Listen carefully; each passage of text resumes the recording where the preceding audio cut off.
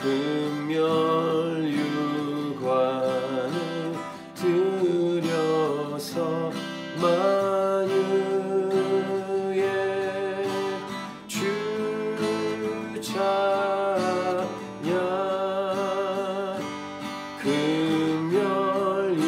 금멸유관을 들여서 만유의 주 찬양 주 예수 강한 고난을 못 잊을 죄인아 내 귀한 보배 바쳐서 만유의 주 찬양 내 귀한 보배 바쳐서 만유의 주 찬양 이 지구 위에 거하는 온 세상 사람들 그 크신 위엄 높여서 만유의 주 찬양 그 크신 위엄 높여서 만유의 주 찬양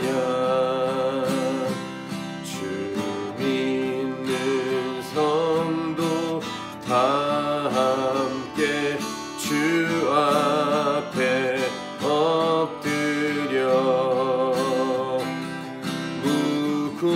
무궁한 노래 불러서 만유의 주 찬양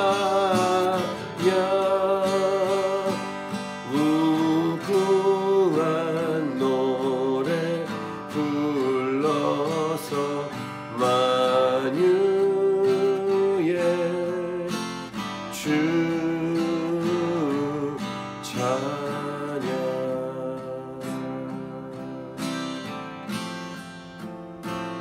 14만 4천 명 구원을 받은 수많은 무리들의 모습을 오늘도 우리는 묵상합니다. 이들의 모습은 바로 하나님을 경배하고 찬양하는 모습입니다. 이 모습이 우리들의 모습이어야 하고 곧 교회에 가장 합당하고 아름다운 모습이라는 사실을 우리가 기억하고 이 구원받은 백성들 하나님을 찬양하고 경배하는 백성들의 우리 모두가 다 포함되기를 간절히 다시 한번 기도하며 축복합니다. 우리들 저와 여러분 우리 모든 성도들 우리의 가족들 친척들 우리 가문 모두 우리 주위에 있는 모든 사람들이 이 대열에 다 포함될 수 있기를 간절히 기도합니다. 천국은 어떤 곳인가? 오늘 말씀 본문에 분명히 나와 있는 것처럼 하나님을 경배하고 찬양하는 곳임을 확인하고 또 확인할 수 있습니다.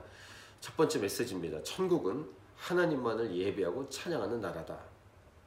9절과 10절을 다시 읽겠습니다.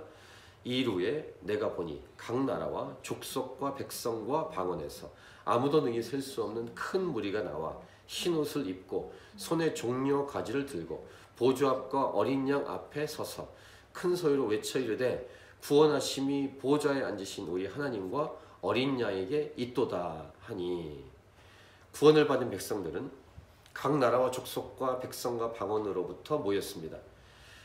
당연합니다만 누구든지 인종, 성별, 신분과 아무 상관이 없이 다 구원을 받습니다. 그리고 지금도 각 나라와 족속과 백성과 방언에서 많은 무리들이 예수님 믿고 구원을 받고 있다고 믿습니다. 또 가장 중요한 것은 두 번째 메시지입니다. 모든 영광과 찬양은 오직 보좌에 계신 이와 어린 양께서 받으셔야 한다는 것입니다. 특별히 찬양의 내용 중에 구원하심이라는 표현을 하고 있습니다. 보좌에 계신 이와 어린 양에게 라고 할 때 그 앞에 구원하심이, 보좌에 앉으신 우리 하나님과 어린 양이도다 하니 라고 고백하고 있습니다.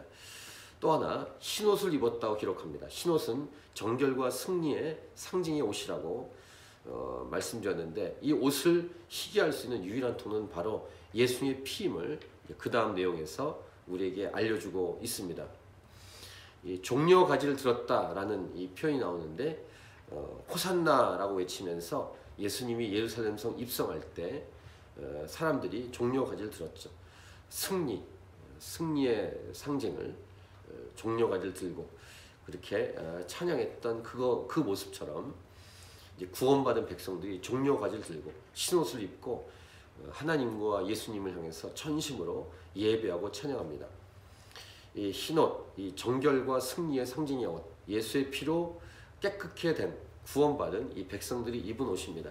세 번째, 하나님을 찬양할 수 있는 조건이 있습니다. 그건 딱 하나인데, 구원을 주시는 어린 양, 곧 예수 그리스도의 피입니다. 구원을 받아야 찬양할 수 있는데, 구원은 오직 예수님의 피로만 가능하다. 그리고 네 번째, 아까 잠깐 언급한 것처럼 찬양의 내용도 바로 구원받음이라는 사실입니다. 구원을 주신 하나님이 찬양과 경배의 분명한 대상이라는 것입니다. 10절에서 다시 큰 소리로 외쳐 이르되 구원하심이 보좌에 앉으신 우리 하나님과 어린 양에게 있도다 하니, 또 눈여겨볼 게 있습니다. 10절 처음에 큰 소리로 외쳐라고 기록하고 있습니다.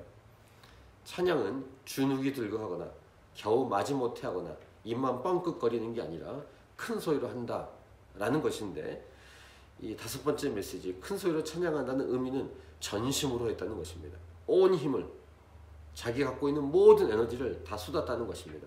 이것이 찬양입니다. 이것이 찬양하는 사람의 태도입니다. 자, 그리고 결국 정리해 보면 구원과 찬양은 연결됩니다. 천국과 찬양도 연결됩니다. 구원과 천국도 연결됩니다.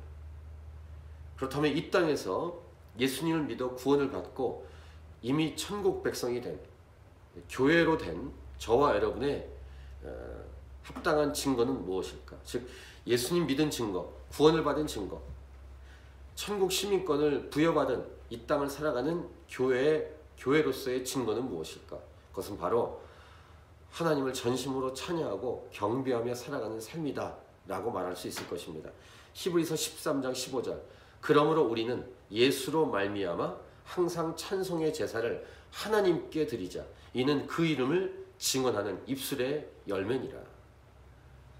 이렇게 분명히 히브리서 기자는 우리에게 말씀해주고 있습니다. 주님을, 예수님으로 말미암아 예수님을 찬양하고 경배하는 그 고백을 통해서 우리가 예수님 믿은 게 맞구나, 천국 시민이 맞구나, 이것이 증명된다는 것입니다. 이렇게 구원을 받은 성도들이 하나님을 전심으로 찬양할 때 그 옆에 있는 천사들이 함께 경배하며 찬양합니다. 11, 12절입니다. 모든 천사가 보좌와 장로들과 네 생물의 주위에 서 있다가 보좌 앞에 엎드려 얼굴을 대고 하나님께 경배하여 이르되 아멘. 찬송과 영광과 지혜와 감사와 존귀와 권능과 힘이 우리 하나님께 세세토록 있을지어다. 아멘 하더라. 네 생물이 서 있었습니다. 그러다가 찬양할 때 큰 소리로 하는 것 같은 맥락으로 경배하는데 엎드려서, 보좌 앞에 엎드려서 얼굴을 대고 경배합니다. 찬양할 땐 큰 소리로 외칩니다. 전심으로. 경배할 때도 전심으로 하는데, 경배의 전심으로 하는 모습은 엎드리는 것입니다. 얼굴을 땅에 대는 것입니다. 이것이 전심으로 찬양하는 것과 같은 의미입니다.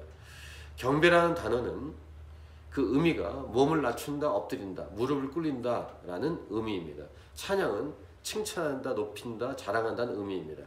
그래서 경배할 때는 가장 낮은 자세를 취합니다. 하나님 앞에서 가장 높으신 하나님께 가장 낮은 자세를 취하는 합당한 반응, 마음만이 아니라 몸과 몸으로도, 몸의 자세로도 표현합니다. 이것이 경배하는 사람의 태도고 모습입니다. 찬양은 큰 소리로 전심으로 외치고, 경배할 때는 가장 낮은 자세로 낮춥니다.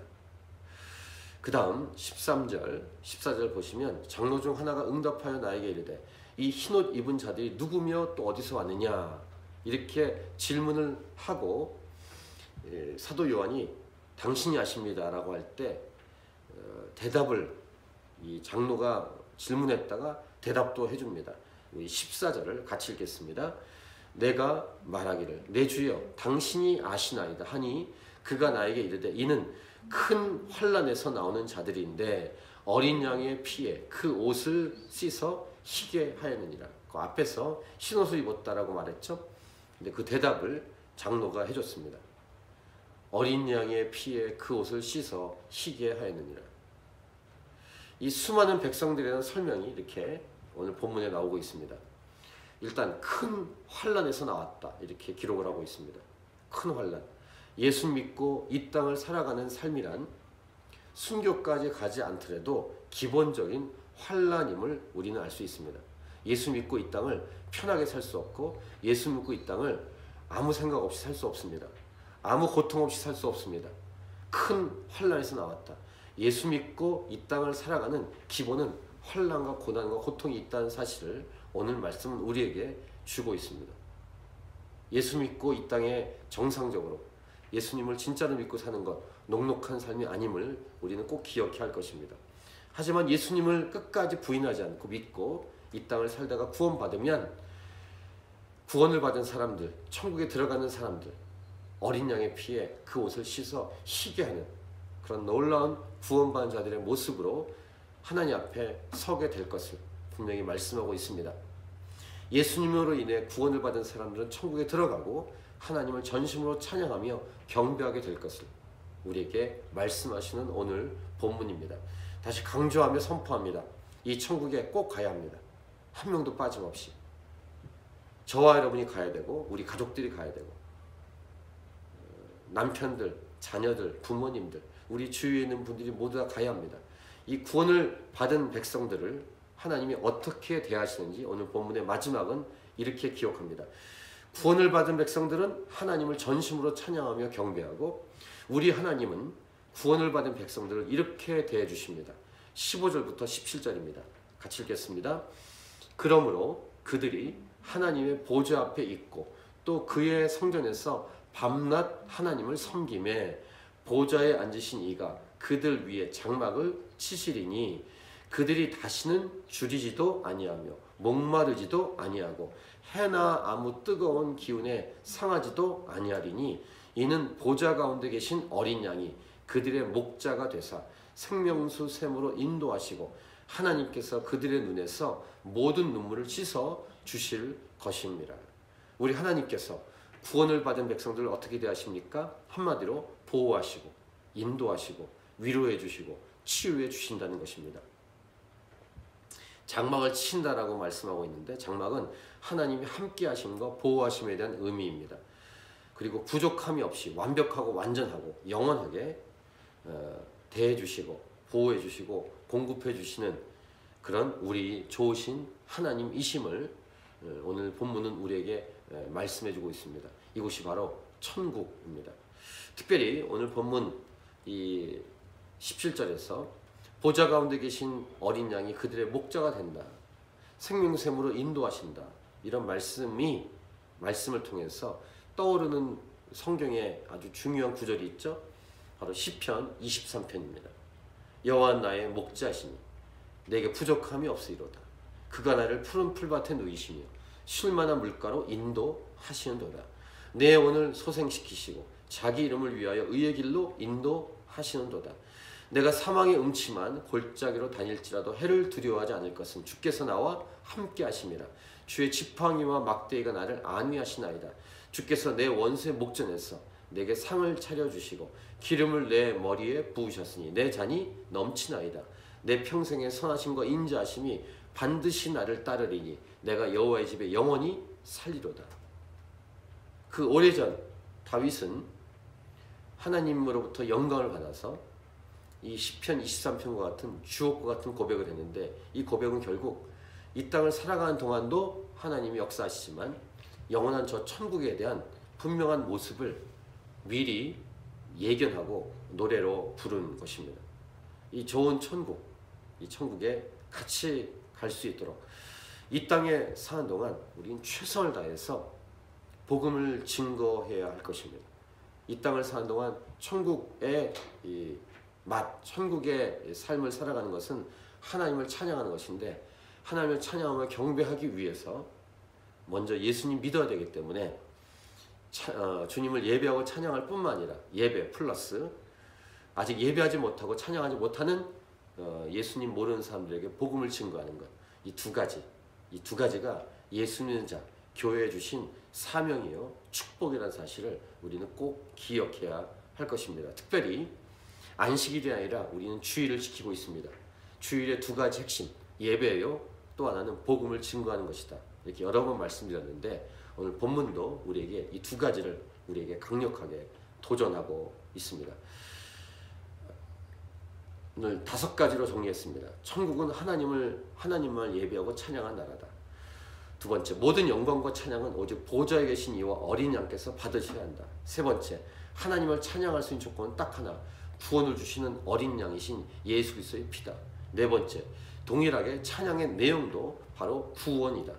5번째, 큰 소리로 찬양하고 또 엎드려 경배한다는 것은 전심으로 찬양하며 전심으로 경배하는 것이다. 이렇게 5가지로 우리 정리했는데 오늘 말씀이 여러분의 말씀, 나의 말씀으로 가슴에 새기고 이 땅에서 이 말씀을 그대로 행동으로 옮기고 이 땅을 하나님 기뻐하는 삶을 살아가는 삶으로 주 앞에 드릴 수 있기를 바랍니다.